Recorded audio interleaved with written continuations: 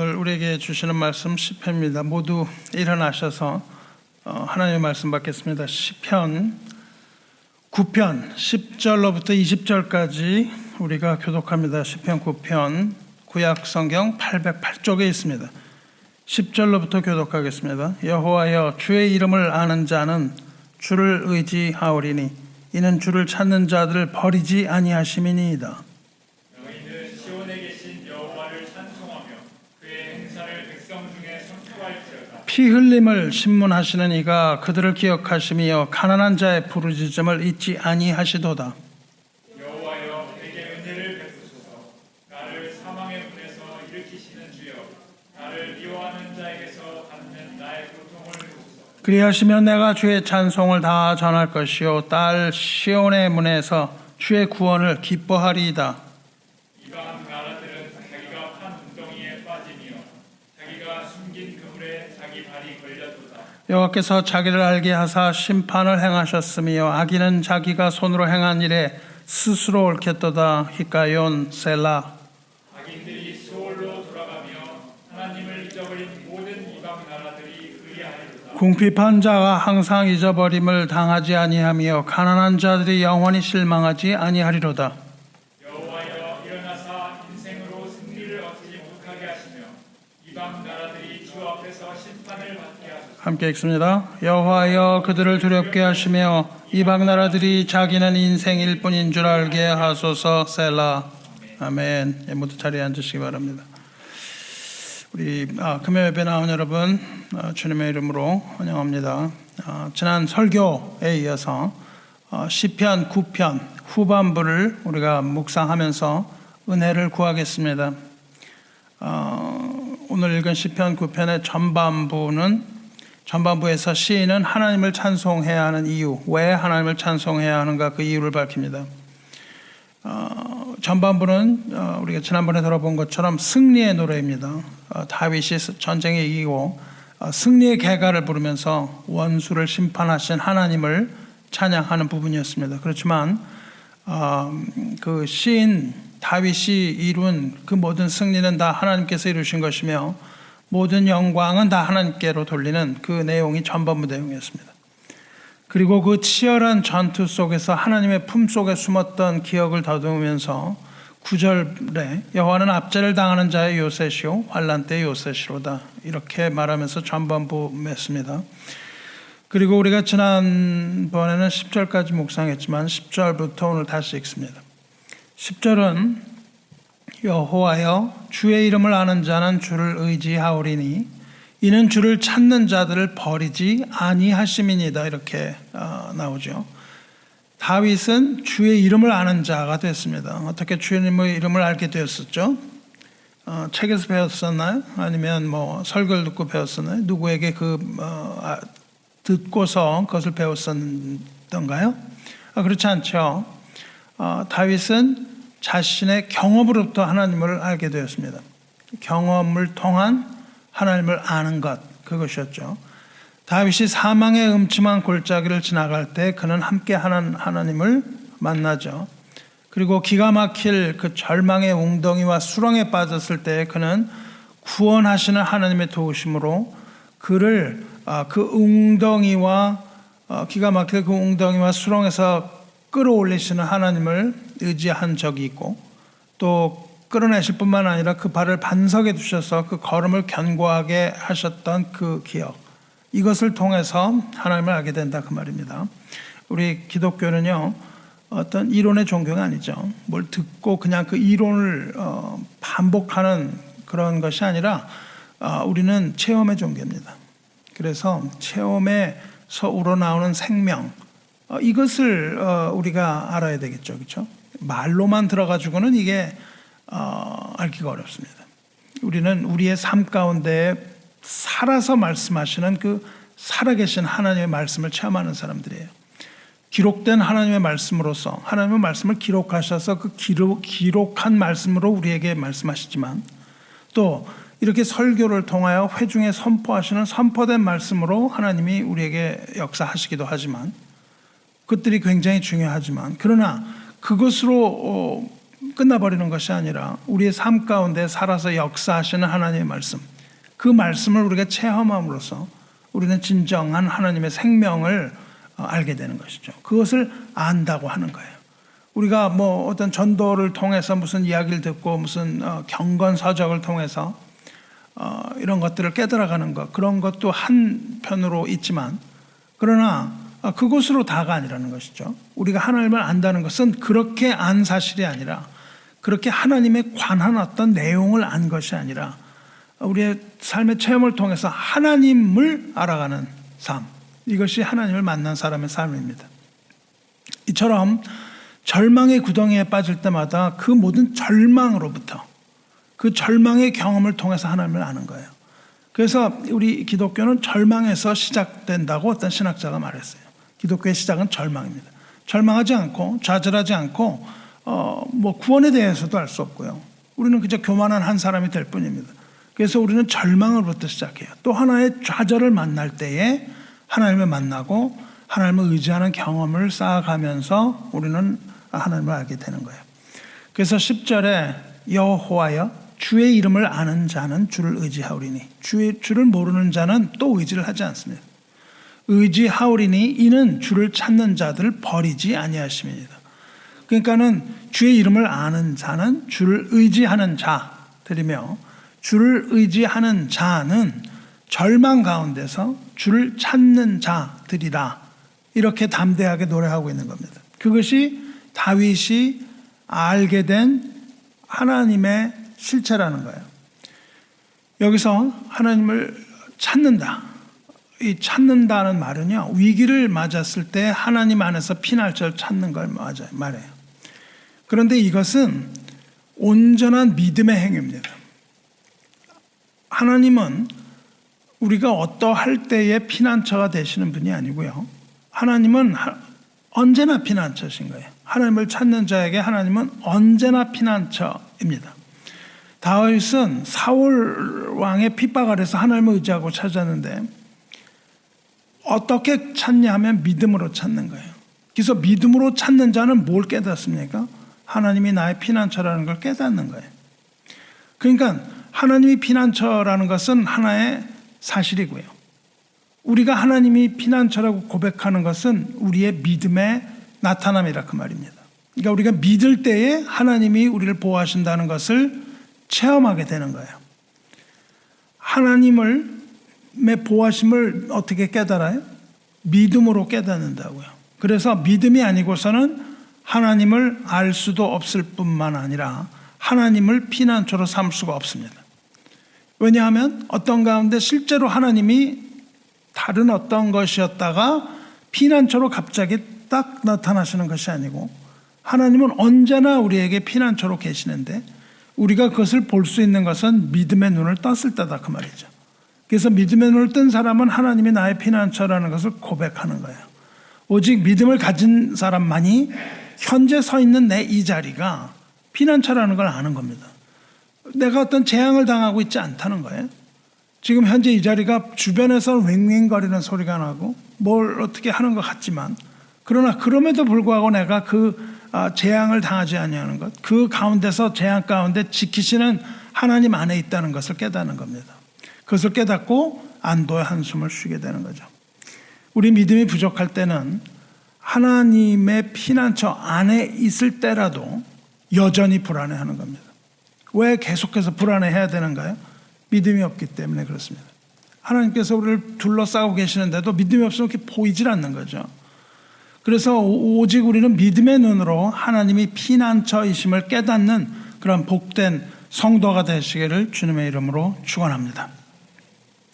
다윗은 이 죽음이 왔다 갔다 하는 그 수많은 전쟁 속에서 그 믿음을 키워갔습니다. 우리가 고난을 받는다 뭐 이렇게 얘기를 하지만요, 다윗이 받았던 그 고난과 고통과 좌절과 이런 거에 비해서 과연 우리가 얼마나 큰 고통을 받고 있는지 의심하지 않을 수 없습니다.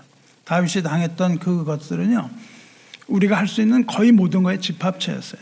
그래서 모든 그 배신, 아들로부터 배신까지 당하고, 배신을 당할 뿐만 아니라 목숨의 위협을 받기도 하고요. 이런 것들 가운데서 믿음을 키워갔습니다. 그리고는 마침내 승리를 얻었다 그 말이죠. 그래서 그 승리가 하나님으로 왔다는 것을 깨닫은 것이 앞부분이죠. 이 모든 것을 깨닫고 하나님의 이름을 알게 됐다고요. 알게 된 다윗은 이제 하나님을 바라보다가 이제 백성으로 눈을 돌리는 겁니다. 그것을 모두 깨달은 후에 백성을 돌려요. 그래서 그는 담대하게 하나님을 찬양하면서 이제 백성들에게 하나님을 찬양하라 그렇게 권고하고 선포하고 있는 게 후반부입니다. 후반부에서는 자기만 가지고 있는 그 은혜가 아니라 이 모든 것을 다 하나님을 찬양하고 하나님께 감사하고 즐거워하라 이렇게 선포하고 이야기를 하는 거예요. 사랑하는 성도 여러분, 이것이 바로 하나님을 알게 된 사람이 자연스럽게 하는 행동이라고요. 하나님의 은혜를 입은 자는요, 그 은혜를 혼자 품고 있지를 못하는 거예요. 왜냐하면 그 은혜는, 하나님으로부터 받은 은혜는 스스로 끓어오르는 용암과 같은 거기 때문에 그래요. 그래서 우리의 마음속에 진정한 하나님의 은혜가 들어오면 그것이 우리 마음속에서 끓어오르는 거예요. 그래서 우리 마음을 녹이고 넘치게 됩니다. 이 세상에 하나님의 은혜를 담을 수 있는 그릇, 하나님의 은혜를 담고 간직할 수 있는 심장, 그 그릇을 가진 사람은 없습니다. 이거를 계속 그 안에 두고 있을 수가 없는 거예요. 그래서 진정한 하나님의 은혜, 진정한 하나님의 사랑을 경험한 사람은 그 은혜와 사랑이 부글부글 끓어오른다 그 말이에요. 그래서 이것을 나누지 않을 수가 없다 이렇게 되는 겁니다. 그래서 우리가 뭐 전도하세요 이런 것이 부담이 된다는 얘기는 이미 우리가 그 은혜를 그만큼 체험하지 못하는 거예요. 이것이 부담으로 가는 것은 우리가 은혜에 대해서 다시 생각해 봐야 됩니다. 우리가 은혜가 넘치면요 부담이 되는 게 아니라 저절로 되는 거죠. 그게 저절로 우리가 하고자 하지 않더라 할지라도 이것이 넘쳐 흐르는 거예요. 여러분 그 무슨 국수 같은 거 할 때 확 한번 끓잖아요. 그때 그냥 막 이거 잘못하면 그냥 다 넘쳐버리죠. 이거 그래갖고 그걸 이따가 또 뭐 살짝 국수를 드는 사람도 있고 또 찬물을 붓는 사람도 있고 또 어떨 때는 뭐 나무 막대기 수프는 올려놓기 여러 가지 방법이 많이 있습니다만은 어쨌든 그걸 잘못하면 확 끓어 넘친다 이거요. 은혜가 그런 거라는 거죠. 그래서 다윗이 이제 은혜를 받은 다음에는 백성들에게 돌아서서 그렇게 하라고 선포하는 겁니다. 왜 교회를 오면 밤낮 전도하라 그래요? 부담이 되나요? 부담이 되는 것이 아니라 그것이 그런 은혜를 받은 사람들이 하지 않을 수 없는 어떠함이기 때문에 그렇습니다. 11절을 보시면 너희는 시온에 계신 여호와를 찬송하며 그의 행사를 백성 중에 선포할지어다 이렇게 얘기하잖아요. 백성들에게. 너희, 여기서 너희가 누구예요? 모든 백성을 말합니다. 그리고 그들은 이스라엘뿐만 아니라 모든 열방, 모든 열국을 말하는 거죠. 하나님의 계시는 이스라엘뿐만 아니라 모든 열방에게 알려져야 된다 이렇게 선포하는 겁니다. 왜냐하면 이것이 공의로운 복음의 시작이기 때문이에요. 그래서 지금 뭐 요새 교회 말로 하자면 이제 다윗은 이제 전도하고 선교해라 그 이야기를 하고 있는 겁니다. 자기가 받은 은혜를 나누라고 하는 거예요. 다윗은요 아주 강력한 권력을 가진 왕이었죠. 그리고 다윗은 전투에 아주 능한 용사였습니다. 그리고 지금 이 시점 9장을 지은 이 시점은요 왕으로서 그리고 전투에 능한 용사로서의 극대점에 있습니다. 그 승리를 이룬 상태예요. 그러나 지금 다윗은 아주 그만할 수 있는 상황인데 이렇게 높아진 다윗이 누구의 입장에 서냐면 오히려 가난하고 궁핍한 사람들의 입장에 섭니다. 아주 높아진 후에 가난하고 궁핍한 사람을 얘기해요. 이것이 다윗의 훌륭한 점입니다. 이것이 다윗의 훌륭한 점이고 이것이 바로 하나님이 다윗을 사랑하신 이유가 아닐까 그렇게 생각합니다. 성도 여러분, 하나님께서 왜 승리를 주셨나요? 하나님께서 승리를 주시는 이유는 그 사랑을 나눔에 있습니다. 나눔에 승리가 있다고요. 승리는 거머쥐는 거잖아요. 거머쥔 다음에 뭐예요? 나누라고 말씀하신 거예요. 우리가 값없이 복음을 얻었다면, 값없이 우리가 복음으로 승리를 얻었다면 복음을 맛보지 못한 심령이 가난한 자를 돌봐야 한다 그 말이죠. 우리가 값없이 재물을 얻었으면 어떻습니까? 궁핍하고 가난한 자를 불쌍히 여기고 돌아보는 삶이 합당한 삶이다 이거예요. 우리가 영적으로 어떤 것을 받는다고요. 영적으로 깊은 체험하고 능력을 받잖아요. 그러면 어떻게 해야 돼요? 그 영적으로 교만해지는 것이 아니라 그 영적인 능력을 가난하고 궁핍한 자를 위하여 그 영적인 능력이 사용된다 돼야 된다 그 말입니다. 영적인 능력이. 만일 이렇게 우리에게 나누어줄 준비가 되어 있다면 하나님께서는 주실 준비가 된 겁니다. 하나님께서는 차고도 넘치는 그 은혜를 부어주시는 거예요. 왜냐하면 우리에게 부어주시는 복이 우리를 넘어서서 담을 넘어서 그 모든 백성에게 하나님이 주시는 은혜가 흘러갈 것이기 때문에 그렇습니다. 그래서 우리가 마음을 닫고 주먹을 쥐려고 생각을 하면 하나님 주시지 않을 수 있지만 우리가 손을 펴고 나누고자 하는 마음이 준비가 되어 있으면 하나님은 우리에게 채울 준비가 되어서 우리에게 넘치도록 복을 부어주시는 하나님이다 이거죠. 우리가 그것을 받지 못하는 이유가 뭐냐 하면 나눠줄 준비가 되어 있지 않기 때문입니다. 하나님께서는 준비가 된 자에게 부어주시는 것이죠. 욕심을 버리고 풍성하게 나누는 삶을 추구함으로 우리의 기쁨이 풍성한 삶이 되기를 주님의 이름으로 축원합니다. 다윗은 나중에 물질적으로 풍족한 삶을 살았죠. 별로 부족한 게 없었습니다. 나중에는. 그러나 그것은 육적인 것이었고 영적으로 다윗은 언제나 배가 고팠어요. 그리고 언제나 목이 말랐습니다.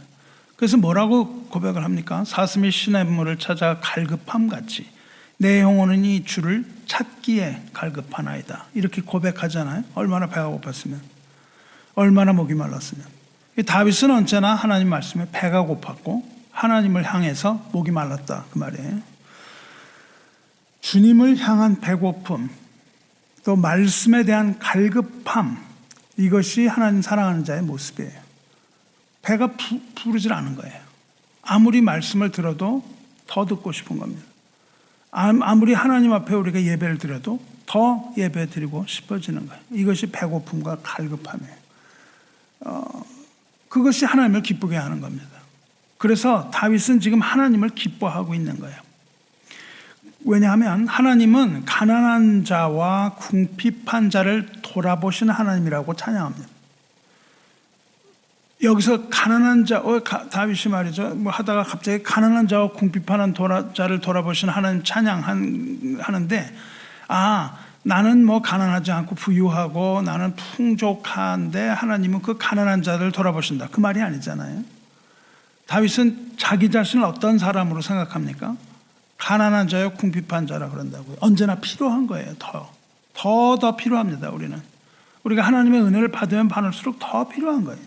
더 많은 은혜를 구하는 거죠. 굉장히 욕심이 많아 보이지만은 그렇게 우리는 항상 하나님의 은혜를 구하고 하나님의 말씀을 더 듣기 원하고 이런 것이죠. 그래서 그러한 하나님을 찬송하면서 그 이름을 백성 중에 선포하라 이렇게 외치는데, 그렇게 외치면서 아주 기쁘게 외치고 있는 겁니다. 그리고 12절을 보시면요, 피 흘림을 신문하시는 이가 그들을 기억하시며 가난한 자의 부르짖음을 잊지 아니하시는도다. 18절에는 궁핍한 자가 항상 잊어버림을 당하지 아니하며 가난한 자들이 영원히 실망하지 아니하리로다. 이렇게 이야기합니다. 궁핍한 자라는 건요, the people in need. 그러니까 뭐냐면 뭔가가 부족한 사람이에요. 궁핍하다는 건 뭔가 부족해서 필요로 하는 거예요. 이거를 우리가 없는 것들을 필요로 하죠. 궁핍한 자는 잊어버림을 당하지 않을 것이다. 그리고 가난한 자들은 실망하지 않을 것이다. 그리고 여기서 가난하다는 것은요, 그냥 돈이 없다 이런 게 아니라요, 아무것도 없는 거예요. 아무것도 가지지 않은 그러한 가난함을 말합니다. 즉 말하자면 빈손이라는 뜻입니다. 손에 아무것도 없어요. 빈손이라는 뜻입니다. 그런데 다윗은 뭐라고 그러냐면, 다윗의 하나님은 궁핍한 자의 하나님이다 그래요. 필요로 하는 자의 하나님이에요. 여러분, 우리가 필요가 없으면 하나님 뭐 필요하겠어요? 아무 필요가 없다면 우리에게, 그럼 하나님도 필요가 없는 것이겠죠. 우리는 늘 하나님을 필요로 하는 자들이죠. 그리고 하나님은 가난한 자의 하나님입니다. 이렇게 말하면서 그 하나님을 찬송하라고 말하는 거예요. 여기서 말하는 그 하나님이 기억하신다는 그들은 누구예요? 그건 10절에서 말하는 사람들입니다. 환난을 당했을 때 주를 의지하여 주를 찾는 자들이 그들이에요. 가난하고 궁핍하지만 하나님을 의지하며 하나님을 찾는 자들 말합니다. 하나님은 겸손히 하나님을 의지하고 찾는 자들이 처한 곤란과 어려움을 하나님이 기억하신다는 거예요. 하나님은 기억하시는 하나님. 우리는 밤낮 잊어버리지만 하나님은 모든 것을 기억하시는 하나님입니다. 기억하고 때가 되었을 때 구원하시는 하나님이라는 것을 계속해서 반복 이야기합니다. 그런데 여기에 하나님의 양면성이 있다고요. 공의의 하나님은 가난한 자와 궁핍하면서도 자신을 의지하고 자신을 찾는 자는 구원하시지만 하나님을 대적하고 하나님을 멸시하는 자들에 대해서는 보복하시는 하나님, 이렇게 양면성이 나타나는 거예요. 그래서 피를 흘림을 신문하시는 이라고 표현을 하는 겁니다. 피 흘림을 신문하시는 이. 다윗은 지금 가난한 자의 부르짖음을 잊지 않으시고 자기를 찾는 자들을 기억하시는 그 하나님을 피 흘림을 신문하시는 이라고 부른다고요. 피 흘림을 신문한다. 아니, 신문이 무슨 말이에요? 신문.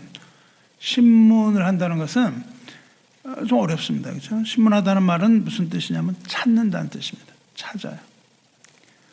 하나님을 의지하는 자는 누굴 찾아요? 하나님을 찾습니다. 근데 하나님은 누굴 찾으세요? 하나님을 의지하고 하나님 앞에 가서 그것을 이야기하잖아요.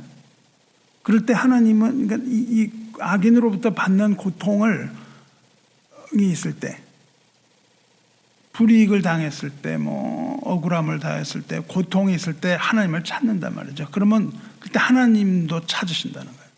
하나님이 누굴 찾으신다는 겁니까? 피 흘린 자를 찾으신다는 겁니다. 피 흘리게 한 자, 하나님의 백성의 피를 흘리게 한 자를 하나님은 찾으신다는 거예요. 우리는 하나님을 찾고 하나님은 그 백성을 찾습니다. 그 하나님이 찾으시는 건 누구예요? 하나님의 백성을 멸시하는 악인, 그리고 하나님의 자녀를 핍박하는 악인입니다. 물론 여기서 악인은 영적인 의미로 볼 때 누굽니까? 악인은 자녀를 결박하고 있는 악한 영, 마귀를 말하고 있는 것이죠.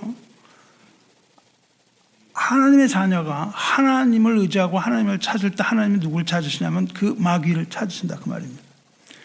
하나님께서 왜 그들을 찾으실까요?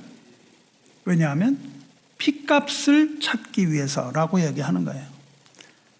하나님을 이 피 흘림을 신문하시는 이건 무슨 말이냐면 핏값을 찾으시는 그 말이란 말이죠.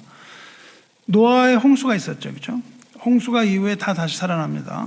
그 다음에 하나님이 뭘 하시냐면 인간에게 고기를 먹을 수 있게 하세요. 고기 먹어도 좋다. 모든 산 동물은 다 먹어도 된다. 그때 뭐라고 그랬습니까? 그러나 그 생명되는 피는 먹지 말라. 그렇게 말씀하시죠. 그러면서 뭐라고 말씀하시죠? 그때 뭘 주시냐면 살인하지 말라를 주십니다. 다른 사람의 피를 흘리면 그 사람의 피도 흘릴 것이니 이는 하나님이 자기 형상대로 사람을 지으셨습니다. 이렇게 말씀하세요. 우리가 살인하지 말아야 되는 이유가 뭐예요? 살인하는 것은 하나님의 형상을 가진 인간을 죽이는 겁니다. 그러니까 형제를 죽이는 것은 무엇에 해당해요? 하나님을 죽이는 것에 해당합니다. 동일한 이유로 가난한 자를 죽이는 것, 형제를 하나님의 것은 어떻게 돼요? 하나님의 형상을 가진 형제를 죽이는 것이에요. 형제를 미워하는 것은 무엇입니까? 하나님의 형상을 가진 형상을 미워하는 것이므로 누굴 미워한다는 거예요? 하나님을 미워한다는 것입니다. 그래서 하나님께서는 반드시 거기에 대한 대가를 요구한다고 말씀하십니다. 피 흘림의 대가예요. 피 흘리라는 건 반드시 피 흘려서 죽인다는 것도 있지만 죽임이라는 것을 내적으로는 뭐죠? 미움이라고요. 형제를 미워하면 거기에 대한 대가를 받겠다고 하시는 겁니다. 하나님은 이 피 흘림 당한 자들을 위하여 보복하시는 하나님, 그것입니다. 이게 바로 하나님의 공의예요. 이것이 바로 하나님의 양면성입니다. 하나님은 구원하시는 사랑의 하나님이신 동시에 심판하시는 무섭고도 두려운 하나님이라는 사실을 우리는 잊지 말아야 합니다. 그러나 우리는 자꾸 있는 존재이기 때문에 그걸 자꾸 잊어버리고 살죠.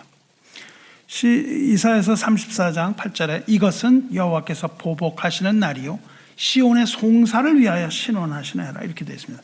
하나님께서 에돔에게 가혹한 벌을 내리셨어요. 그런데 하나님께서 에돔을 그렇게 잔혹하게 진멸을 하시는 이유가 뭐예요? 에돔이 시온을 괴롭히고 핍박하기 때문이에요. 동일하게 여기서 에돔이 악인이며 시온은 하나님의 백성입니다. 궁핍하고 가난한 백성을 뜻해요. 궁핍하고 가난한 자는 원수들에게 압제당하는 자, 고통받는 자, 영적으로 무장해제당하고 연약한 자, 스스로 구원할 수 없는 자를 말합니다. 궁극적으로 누구예요? 하나님의 택하신 자녀 혹은 복음을 가진 자입니다. 사랑하는 성도 여러분, 이 세상에 살아가기가 힘들죠. 왜 이 세상에 살아가기가 힘듭니까? 왜냐하면 비록 임시적이고 한정적이긴 하지만 이 세상은 공중권세 잡은 악한 세력이 장악하고 있기 때문에 그 악한 세력이 모든 수단과 방법을 동원해서 궁핍하고 연약한 하나님 자녀들을 유혹하고 시험하며 핍박하기 때문입니다. 그 마귀가 시험하고 핍박하는 건 누구예요? 하나님의 자녀들이라고요. 그 외에는 별로 관심이 없습니다. 특히 누구를 핍박하고 시험합니까? 기도하는 성도를 핍박하고 위해합니다. 기도하지 않는 성도는 별로 관심이 없어요. 그냥 가만 내버려도 되기 때문에. 그래서 하나님의 백성은 어려움 가운데 처합니다. 그리고 어떨 때는 부르짖어야 할 만큼 절박한 사정에 빠지기도 해요. 그러나 하나님께서는 그러한 하나님의 백성들을 위해서 하나의 강력한 무기를 주셨어요. 하나님이 그 백성에게 주신 강력한 무기가 뭘까요? 그렇게 주신 강력한 무기가 뭐냐 하면 하나님에 대한 갈망입니다. 하나님을 알고자 하는 거예요. 하나님에게로 나가고자 하는 갈망이에요. 갈망이 있으면 어떻게 되죠? 하나님에 대한 갈망이 있으면 하나님을 찾는 거예요. 그런 자가 하나님을 찾는 겁니다. 이렇게 갈망과 열정으로 하나님을 찾는 것을 우리가 뭐라고 부릅니까? 그것을 기도라고 부른다고요. 기도는 그냥 앉아가지고 뭐 이것저것 얘기하는 게 아니라 갈망과 열정으로 절실하게 하나님을 찾는 일, 이거를 기도라고 부릅니다. 다윗은 하나님을 알았죠. 그리고 하나님을 의지했습니다. 그래서 그 의지함 때문에 하나님에 대한 갈망으로 하나님을 찾았다고요. 하나님이 피 흘림을 신문하시는 하나님이며 궁핍한 자를 기억하시고 가난한 자의 부르짖음을 잊지 하시는 하나님이라는 걸 안 다윗은 늘 하나님 앞에 기도를 합니다. 그래서 지금 선포하라고 얘기한 다음에는 기도로 넘어가요. 13절 14절입니다. 여호와여 내게 은혜를 베푸소서. 나를 사망의 문에서 일으키시는 주여, 나를 미워하는 자에게서 받는 나의 고통을 보소서. 그리하시면 내가 주의 찬송을 다 전할 것이요 딸 시온의 문에서 주의 구원을 기뻐하리로다. 이렇게 기도한다고요. 사랑하는 성도 여러분, 이 기도에 주의를 기울여 보시기 바랍니다. 기도할 때 다윗이 지금 어디에 서 있죠?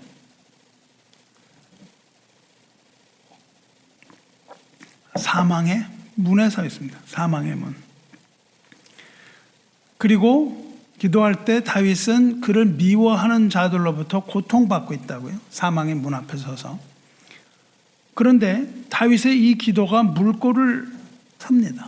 그래서 13절에서는 사망의 문에 있다고 그러는데 14절에 가면 더 이상 사망의 문에 서 있지 않습니다. 사망의 세계는 무엇을 뜻합니까? 사망의 문이라는 건 사망의 안으로 들어가기 바로 직전이라는 거잖아요. 문을 열면 들어가는 거니까.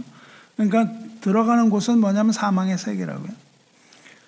사망의 세계는 우리가 하나님을 섬기고 싶어도 섬기지 못한 죽음의 세계입니다. 거기서는 하나님을 섬기지도 못하고 하나님을 찬양할 수도 없다는 거예요. 그런데 그 문 앞에서 기도를 마친 다윗은 이제 사망의 문이 아니라 14절에서는 어디에 서 있어요? 시온의 문에 서 있다고요. 사망의 문으로부터 옮겨지는데 그게 뭐냐면 시온의 문, 서 있는 자신을 바라본다고요. 기도하는 가운데. 뭘로 바라봐요? 믿음의 눈으로. 시온은 어디입니까? 예루살렘. 예루살렘은 어디예요? 하나님을 만나는 곳. 그리고 예루살렘은 무엇입니까? 하나님을 찬양하는 곳이라고요. 그래서 사망에 하나님을 섬기지도 못하고 하나님을 찬양하지도 못하는 거기 들어가기 바로 직전에 다윗은 기도하고 그 기도의 결과로 다윗은 이제 시온으로 옮겨간단 말이죠. 그러니까 이제 사망의 문, 이 사망으로 들어가는 그 이르기 전에 고통받던 다윗이 이제 입을 열어서 은혜를 구하는 거죠. 그리고 시온으로 옮겨집니다. 그리고 거기서 주의 구원을 기뻐하며 주의 찬송을 선포함. 이것이 오늘 시편 내용이죠. 사랑하는 성도 여러분, 우리가 인생의 배를 타고 항해를 하다가 배가 깨져요. 파선합니다. 이 파선에서 물에 빠진 사람에게 있어서 기도는 뭡니까? 기도는 뭐죠? 소원의 항구로 가는 항로입니다. 배가 파선을 했는데 기도하는 가운데 어떻게 돼요? 평안한 가운데 소원의 항구에 이르도다, 그렇게 말하죠. 가난한 사람에게 기도는 뭐예요? 하늘의 보물 창고를 여는 하늘 문의 열쇠다, 그 말입니다. 또 궁핍한 자, 여기서 말하는 필요한 자들에게 있어서 기도는 뭐예요? 하늘의 모든 천군과 천사를 다 동원하여 이끌어낼 수 있는 도움의 문입니다. 이것이 바로 기도의 모습이죠. 우리 주변에는 이렇게 늘 우리를 어렵게 만드는 일들로 인해서 우리를 넘어뜨릴 수 있는 이런 걸림돌들이 여기저기 산재해 있다고요. 우리가 걸어가다 계속 넘어지는 거예요. 그래서 우리는 스스로 생각할 때 아주 부정적이 되기가 쉬워요. 우리는 뭐 아무것도 할 수 없는 그런 존재처럼 느껴지기도 하고, 우리는 연약해서 우리가 해결할 수 있는 건 뭐 아무것도 없다, 이런 부정적인 걸 계속 반복합니다. 그래서 기도도 힘들어지는 거예요. 이게 뭐 기도해봤자 이게 뭐 되겠어? 이것도 경험에서 오는 거예요. 다윗은 경험에서 자신을 얻었고 우리는 경험에서 자신을 잃는 일이 있어서는 안 되는 거죠. 그런데 다윗은 알았다고요. 뭘 알아요? 다윗의 하나님은 무능하고 궁핍하며 가난한 자를 도우시는 하나님이다. 이것을 다윗은 알았다고요. 저와 여러분도 알아야 되는 거예요. 우리는 무능한 자, 가난한 자, 연약한 자를 도우시는 하나님이 우리 하나님이며 우리는 그러한 하나님을 섬기는 자라는 사실을 알아야 되는 거예요. 우리는 우리를 구원해 달라고 하나님께 기도로 호소할 수가 있는 겁니다. 우리가 그 기가 막힐 운동에 빠졌을 때 구원해 달라고 호소해야 돼요. 그때 하나님께서 응답해 주실 것을 믿고 신뢰함으로 기도해야 된다 이거예요. 또 안 될 거야, 이런 마음이 아니라 하나님께서 응답하실 것을 믿고 기도해야 되는 거예요. 이것은 악인의 어떠한 전제도 다 무색하게 만드는 강력한 무기입니다. 우리가 하나님 앞에서 발견하는 능력은요, 가장 강력한 무기는 뭐냐면 바로 믿음이라고 말씀하셨습니다. 그래서 우리가 믿음으로 드리는 기도가 응답받는 겁니다. 불신 가운데 이거 뭐 또 되겠어? 이렇게 드리는 기도가 어떻게 응답받겠습니까? 믿음의 기도는 병든 자를 구원하시며 모든 죄를 다 사할 거라고 말씀을 하셨습니다. 그러므로 믿음의 기도로서 우리가 모든 악을 다 이길 수 있습니다. 모든 악을 이기고 승리하시기를 주님의 이름으로 축원합니다. 다윗의 이 시편은, 이 기도는 마지막에 두 절로 마쳐요. 맨 마지막 두 절로 마칩니다. 이 두 절은 자기에 대한 기도가 아니라 악인에 대한 기도예요. 그 악인에 대한 기도이고 악인에 대한 심판과 동시에 악인의 회개를 촉구하는 기도입니다. 19절 20절이 이렇게 되어 있습니다. 여호와여 일어나사 인생으로 승리를 얻지 못하게 하시며 이방 나라들이 주 앞에서 심판을 받게 하소서. 여호와여 그들을 두렵게 하시며 이방 나라들이 자기는 인생일 뿐인 줄 알게 하소서. 셀라. 이렇게 끝나죠. 여기서 우리는 반복되는 한 단어에 우리의 초점을 맞춥니다. 여기서 반복되는 단어가 인생입니다. 인생. 여호와 일어나서 인생으로 승리를 얻지 못하게 하시며 이방 나라들이 자기는 인생일 뿐인 줄 알게 하소서. 이렇게 말합니다. 인생입니다. 우리 인생. 여기서 우리는 인생이 누구를 의미하는 것인 줄 알 수 있습니까? 여기서 말하는 인생은 그 앞에서 말하는 악인이죠. 악인. 악인을 인생이라고 불러요. 이 인생이라는 단어는 히브리어로 에노시라는 단어인데, 에노시가 어떤 뜻이냐면 인간이라는 뜻입니다. 휴먼, 인간이라는 뜻이에요. 보편적으로 인간, humankind, 인류 전체, 일반적인 인류를 말합니다. 이 인간을 말하는 히브리어 단어가 뭐가 또 있죠? 아담이 있습니다. 아담이. 근데 여기서는 아담이라고 얘기를 안 해요. 아담이라고 얘기 안 하고 에노시라고 부르는데, 에노시는 뭐냐면요, 늙어서 아주 허약한 사람, 혹은 죽음을 피하지 못하는 그 인간, 이런 걸 말할 때 에노시라고 말합니다. 인간의 아주 연약한 면을 말할 때, 부패하기 쉽고 썩기 쉬운 인간, 이거를 말할 때는 인간이라고 말 안 하고 우리말 번역에서 인생으로 번역한 이것, 인간을 말합니다. 사랑하는 성도 여러분, 우리는 그저 인간일 뿐이라는 겁니다. 우리는 그저 인생일 뿐이라는 걸 기억해야 돼요. 자신이 그저 인생일 뿐, 이걸 아는 악인은 자기를 의지하지 않고 하나님께로 돌아설 희망이 있는 거죠. 그래서 다윗의 기도는 뭡니까? 그 교만한 인간으로 하여금 그들이 하나의 인생일 뿐이라는 것을 알게 하소서, 이거를 기도한다고요.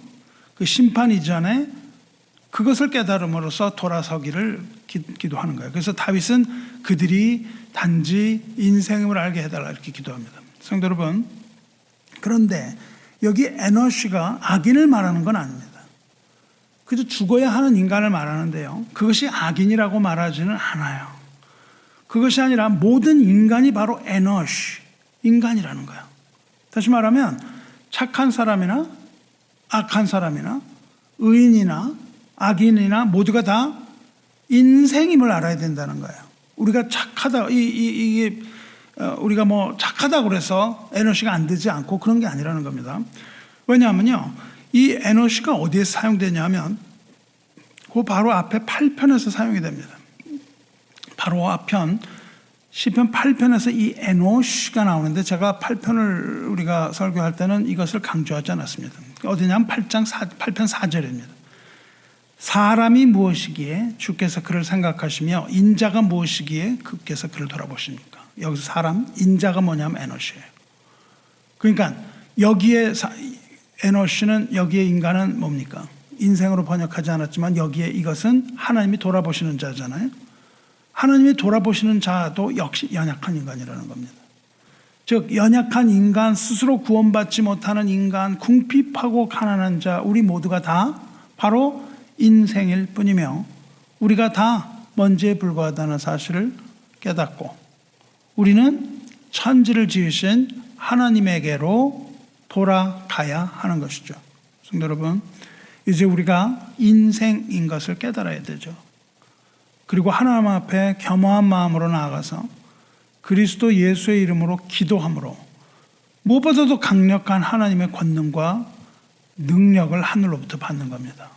그렇게 하여 에노시, 인생에 불과한, 먼지에 불과한 우리가 예수 그리스도의 이름으로 하나님 앞에 기도함으로 하나님께서 우리에게 주시는 그 능력으로 승리할 수 있는 겁니다.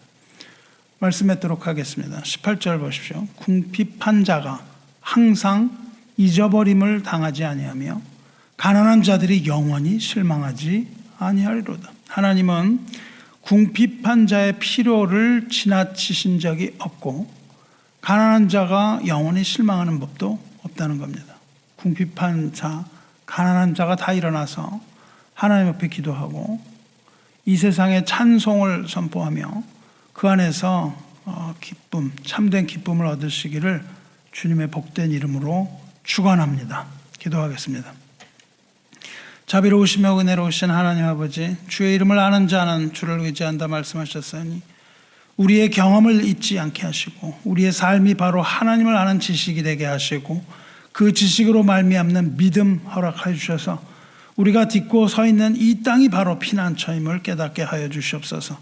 세상 권세가 우리를 이기지 못함을 보면서도 불안해하거나 두려움에 떨지 않도록 믿음의 방패를 주셔서 온전한 믿음 지켜주시고 그 믿음으로 주님을 의지하며 믿음을 따라 주를 찾을 때에 외면하지 아니하시는 하나님을 알게 하여 주시옵소서. 궁핍한 자를 잊지 않고 돌아보시며 가난한 자들을 실망한 채로 빈손으로 돌려보내지 아니하시고 언제나 풍성한 은혜로 채워주시되 넘치도록 가득히 부어 주시옵소서. 우리의 삶이 주님의 손에 붙잡혀 있을 때 가장 안전한 것을 우리가 아오니 언제나 우리 손을 놓지 마시고 능력의 주님 의지하게 하여 주시옵소서. 무엇보다도 우리가 인생뿐인 것을 알게 하셔서 교만하지 아니하고 슬프거나 괴롭거나 아플 때에도 주님의 은혜가 흐르는 이 강가에 서서 주님의 이름을 찬양하며 주님으로 인하여 즐거워하며 목마르지 아니하게 하여 주시옵소서. 언제나 주께 모든 영광이 있사오니 영광 받아주시고 모든 상황에서 우리에게 기쁨을 허락하여 주시옵소서.